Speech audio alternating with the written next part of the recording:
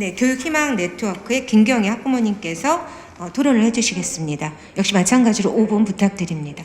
안녕하세요. 저는 교육희망네트워크 학부모 김경혜입니다. 저는 부모가 바라는 교육체제, 유아교육체제에 대해서 이야기하고 싶었는데요. 너무 다 말씀 잘 해주시고 감사한 말씀 너무 많이 잘 들었습니다. 여기에 보니까 유치원, 어린이집, 교육청, 교사 너무 많은 분들이 오셔서 똑같이 하시는 이야기가 유보통합을 해야 된다예요. 왜 다 해야 된다고 하는데 그 여러 가지 문제들을 이야기하는지 그 속에 아이가 없었어요. 제가 지금 이야기를 다 듣는 중에 송대환 선생님 이야기 속에만 아이가 있었습니다. 저는 아이가 없는 이런 이야기는 계속해서 해야 무슨 의미가 있을까라는 이야기가 들었어요. 모두 내가 속해 있는 소속에서 뭔가 조금 이익이 되는 이야기? 이런 이야기로 저한테 와 닿았거든요. 그렇다면 어떻게 해야 되겠어요? 모두 한 발 내려놓아야죠. 내가 갖고 있는 거를 좀 내려놓을 수 있는 마음이 있어야 큰 대전제의 일이 되지 않을까라는 생각이 들었습니다. 아까 얘기하신 것처럼 양적으로 이미 너무 많은 기관들이 난립해 있어요. 기준도 다양하고. 그 다양한 만큼 아이들이 받는 대우도 다양했어요.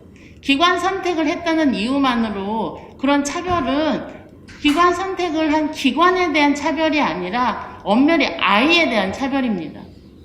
이런 차별 대우를 받는 아이들이 정말 우리가 모두 이야기하는 초등학교에 갔을 때 인생에서 정말 공통된 출발선을 같이 쓰는 걸까요? 저는 아니라고 봅니다. 어떤 교육을 하고 무엇을 하고 정말 중요하지만 이건 국가가 책임져야죠. 왜 책임지지 않고 공을 이리저리 계속 내굴리면서 25년을 오냐고요. 이미 뜸은 너무 많이 들였어요. 이제 밥을 해야죠. 밥을 퍼야죠. 지금은 밥을 퍼야 된다고 생각합니다. 뜸 들은 시간 더 이상 쓰지 않았으면 하는 게 제가 하고 싶은 이야기였고요. 너무 좋은 이야기들 많이 하시는데 그중에 정말 아이를 좀 바라보고 그리고 정말 부모를 생각하고 바로 옆에 어린이집도 있고 유치원도 있는데 못 가서 차 태워서 저 멀리 가는데 금방 가나요? 여기 태워 저기 태워 1시간 반씩 차 타고 가면 아이가 올 때까지 항상 불안해요. 부모는. 그런 점을 좀 해결해 주셨으면 합니다. 이건 국가에서 책임져야죠. 왜 여기저기 내굴리냐고요. 더 이상 내굴릴 수 있는 의제가 아니에요. 제발 단시간에 해결해 주시기 바랍니다. 감사합니다. 지금 이제 마지막 남은 순서는 영상입니다. 국공유치원교사 노조 위원장의 윤지혜 선생님께서 수업 중이기 때문에 미리 이제 동영상을 촬영을 해서 보내주셨습니다. 그래서 이것을 마지막으로 저희 토론회가 추가 질의응답 없이 논의할 시간이 없어서 그것으로 마무리를 아마 짓게 될 것 같습니다. 안녕하십니까. 전국 국공립 유치원교사 노동조합 위원장 윤지혜입니다. 먼저 아이 행복 세상을 만드는 100만인 서명운동본부와 함께 대한민국 유아교육을 위해 마련된 논의 자리에 참여할 수 있게 되어 매우 뜻깊게 생각합니다. 이렇게 중대한 논의 자리에 현직 교사를 대표하여 참석하게 되어 매우 기쁘지만 토론회 시간이 수업 시간 중인 오전에 진행되어 영상으로 대체하여 참여하게 된 점이 무척 아쉽습니다. 이 점 양해해 주시기 바라면서 국공립 유치원교사 대표로서 제안드리는 미래 유아학교를 위한 유아교육 체제 개편 방안에 대해 말씀드리겠습니다. 앞서 임재택 대표님의 발제는 미래 세대인 유아들을 위한 차별 없는 유아교육을 위해 영유아교육에 대한 국가 책임을 강화해야 한다는 점을 강조하고 있습니다. 이와 같은 큰 방향에 대해서는 동의하는 바입니다. 하지만 발제자께서 영아와 유아의 발달 단계를 구분해야 한다고 말씀하신 것처럼 0에서 2세 영아는 영아학교에서, 3에서 5세 유아는 유아학교에서 차별 없는 교육을 받아야 할 것입니다. 그래야만 같은 연령의 영유아들이 진정한 출발점 평등 하에 차별 없이 교육받을 권리를 누릴 수 있을 것입니다. 현재와 같이 0에서 2세 영아 전담 어린이집, 3에서 5세 유치원, 그리고 0에서 5세 어린이집의 체계는 발제자께서 제안하신 영아학교, 유아학교, 영유아학교 체제와 다를 바 없는 것입니다. 그렇다면 우리의 유아교육 현실은 과연 지금 이대로 괜찮을까요? 진정으로 유아를 위한 유아교육은 이루어지고 있는 것인지 살펴보아야 할 필요가 있을 것입니다. 먼저 유아교육 없는 유아교육 정책에 대해 말씀드리고자 합니다. 내년 20대 대통령 선거를 앞두고 여러 정당의 예비 후보들이 다양한 교육 정책들을 펼치고 있습니다. 그러나 이러한 교육 정책 중 유아교육 분야와 관련하여 논의되고 있는 내용이나 현재 발표된 정책들을 후보나 정당 관련 없이 나열해보면 교육 관련 논의에서 유아교육을 교육으로 바라보는 시각이 부족합니다. 예를 들어 영유아 무상교육과 출발점 평등, 유보통합 모델 돌봄 서비스, 국공립 어린이집 지속 확충, 어린이집 활성화 및 국가지원 강화, 만호세 전면 무상 보육, 국가돌봄청 신설 등입니다.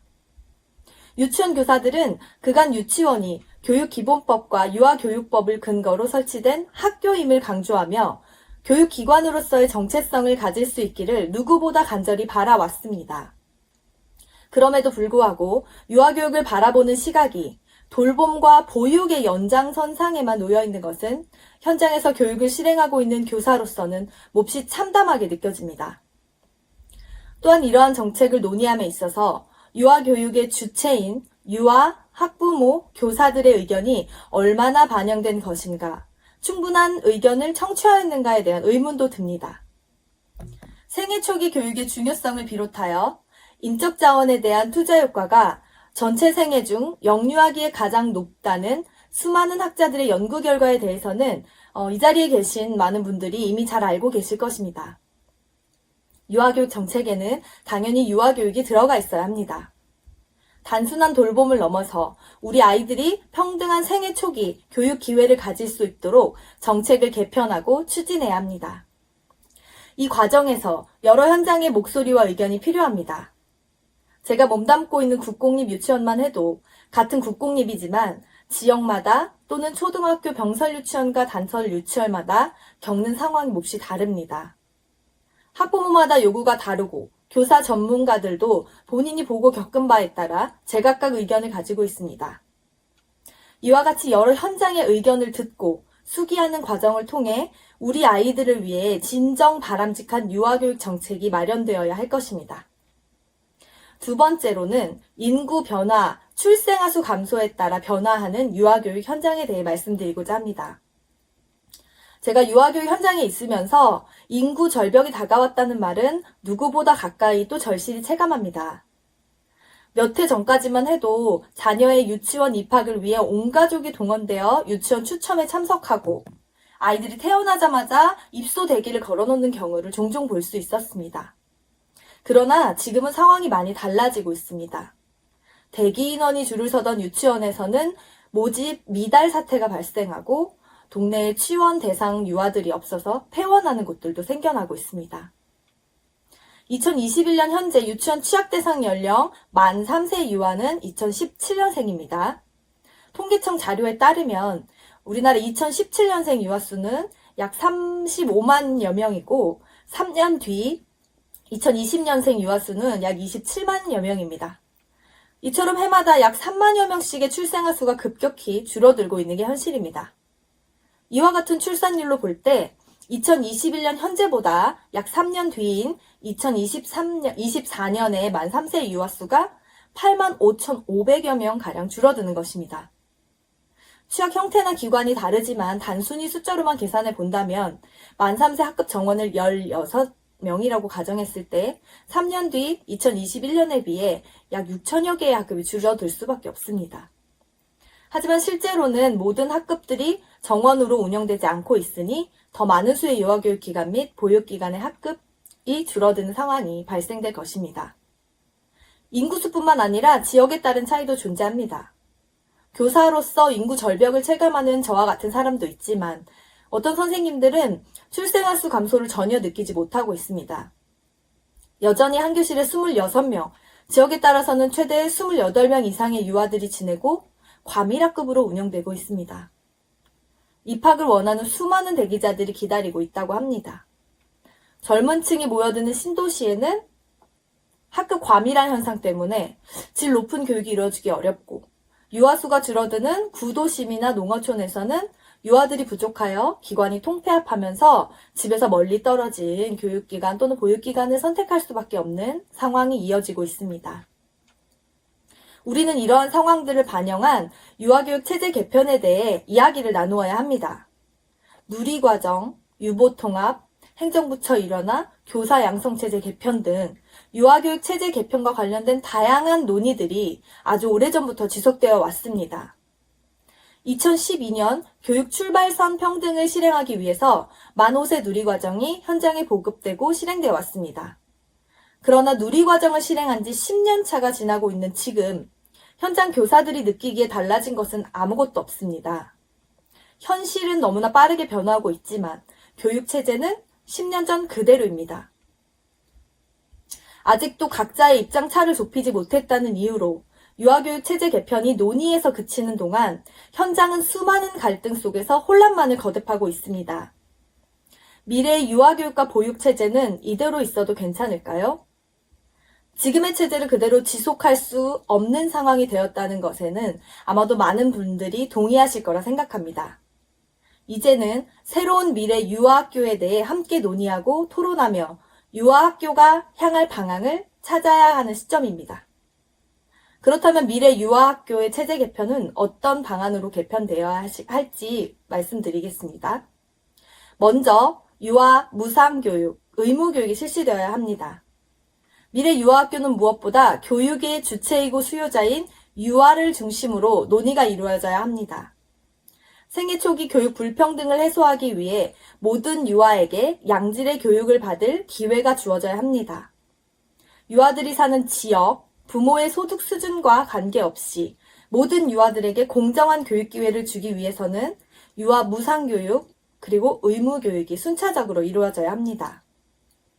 현행 유아교육법 제24조에 초등학교 취학 직전 3년의 유아교육은 무상으로 실시한다는 내용이 명시되어 있지만 실질적으로는 교육비 이외의 많은 비용을 학부모가 부담할 수밖에 없습니다. 결국 학부모의 재정 능력이나 유아들이 살고 있는 지역에 설립된 기관 유형에 따라 유아들이 받을 수 있는 교육의 기회가 달라질 수밖에 없습니다. 이러한 불평등 해소를 위해서 정부에서는 표준 유아교육비를 재산정하고 단계적 무상교육 통해 격차를 해소하기 위한 노력을 해야 할 것입니다. 대부분 OECD 국가들이 영유아기를 교육의 출발점으로 보고 모든 영유아에게 공평한 교육 기회를 보장하기 위해 만 3에서 5세 유아를 대상으로 무상 공교육 체제를 정립하였습니다. 이제는 우리나라도 유아 전면 무상교육 그리고 의무교육을 실시하여 유아교육의 공공성을 높이려는 노력을 거듭해야 할 것입니다. 두 번째로 유아교육에 대한 국가 책임을 강화해야 합니다. 기관의 종류에 따라 교육의 질적 차이가 발생하지 않도록 지속적인 유아교육의 질관리와 강화가 이루어져야 합니다. 유아교육 질 제고를 위해서는 국가 차원의 책임을 강화하여 보다 체계적인 교사와 기관에 대한 관리가 필요합니다. 이를 위해서는 기관마다 천차만별인 설립 기준 체계의 정비와 교육의 질 제고를 위한 교사 양성체제 개편에 대한 논의들이 함께 이루어져야 합니다. 유아교육기관의 체계적인 관리는 결국 공교육 안에서 또 학교체제 안에서 행해져야 하며 유아교육의 공공성 강화 및 양질의 유아교육을 실현할 수 있을 것입니다. 앞서 발제문 초반에도 언급하였듯이 유치원 교사들은 유아학교가 교육기관, 학교로서의 정체성을 가질 수 있기를 유아들을 위해 누구보다 바라고 있습니다. 세 번째로 유아학교 명칭 변경을 위한 유아교육법 개정이 필요합니다. 국회에서 계류 중인 유치원 명칭을 유아학교로 개정하는 유아교육법 일부 개정 법률안의 조속한 통과가 필요합니다. 이미 지난 25년간 지속되어 온 유아학교 명칭 변경을 위한 지지부진한 논의는 하루빨리 유아학교로 명칭을 변경하여 결실을 맺어야 합니다. 교육기본법상, 유아교육법상 이미 학교로 규정되어 있지만 유치원은 여전히 학교라는 명칭을 사용할 수 없습니다. 일제잔재의 청산과 유아교육 공공성 강화를 위해 유아학교로 명칭 변경이 선행되어야 하며 이를 계기로 전면 무상교육, 의무교육 등 유아를 위한 국가 책임이 강화된 유아교육 발전을 위한 다음 단계로의 진행이 가능할 것입니다. 네 번째로는 사립유치원 법인화 및 공영형 유치원 확대입니다. 사립유치원에 대한 국가의 책임 있는 관리와 지원이 적극적으로 이루어져야 하며 기관의 공공성 강화를 위한 공영형 유치원의 모범 사례를 발굴하고 지원이 지속되어야 할 것입니다. 국가에서 책임 있게 관리하는 유아학교, 교사와 기관의 질이 체계적으로 관리되고 양질의 유아교육이 실행되는 유아학교, 어느 지역 어떤 기관에서든지 균등한 교육의 질이 보장되는 유아학교야말로 유아교육 구성원 모두가 원하는 미래 유아학교의 모습일 것입니다. 다섯 번째는 발달 단계에 따른 연령 이원화를 통해 유보체제를 개편해야 합니다. 앞서 발제자께서 말씀해 주셨듯이 영아와 유아의 발달 단계는 서로 다릅니다. 이를 위해서 0에서 2세 영아는 영아들을 위한 영아학교, 그리고 3에서 5세 유아를 위해서는 3에서 5세 유아를 위한 유아학교로 연령 이원화를 하여 유보체제를 개편하는 것이 절실합니다. 여섯 번째로는 학급당 유아수 감축입니다. 앞서 말씀드렸듯이 초저출생 시대의 질 높은 교육을 위해서는 교육부에서 전국 유아학교의 학급당 유아수 최대 기준을 동일하게 제시하고 지역의 실정에 맞게 조정할 수 있어야 합니다. 이와 더불어 학급당 유아수 기준을 마련을 위한 다각도의 연구도 동반되어야 할 것입니다. 일곱 번째로 질 높은 방과후 과정 확립입니다. 질 높은 방과후 과정을 위해 초등학교와 같이 방과후 과정을 유아교육법에서 삭제하고 돌봄 전담사와 돌봄으로 용어를 통일하여 혼란을 해소하여 체계적인 관리와 지원 하에 지자체에서 질 높은 방과후 프로그램을 활용하여 유치원 방과후 과정의 체계도 초등 수준과 같이 심층적으로 논의되어야 유아들에게 의미 있는 방과후 과정이 제공될 수 있을 것입니다. 유아교육의 미래는 곧 대한민국의 미래이기도 합니다. 그동안 지지부진했던 논의와 충분하지 못했던 소통을 이제는 제대로 시작해야 합니다. 정부와 대선 후보들은 유아교육 현장과 전문가의 의견을 반영한 대선 정책이나 교육 과제를 추진해야 합니다. 이를 통해 유아교육 현장의 목소리에 귀 기울이고 지속 가능한 미래교육 발전을 위해 의무교육으로 이루어지는 미래 유아학교에서의 교육을 실행할 수 있는 발판을 마련해야 합니다. 오늘 시작으로 깊이 있는 논의들을 통해 우리가 함께 원하는 유아를 위한 미래 유아학교로 함께 나아갈 수 있기를 간절히 바라며 그 논의의 중심에는 무엇보다 유아가 있어야 합니다. 그리고 유아를 교실에서 함께 교육하는 현직 교사의 의견이 무엇보다 중요함을 다시 한번 강조하여 말씀드립니다. 감사합니다. 윤지혜 선생님의 토론을 마지막으로 전체 저희 발제와 토론을 마치도록 하겠습니다.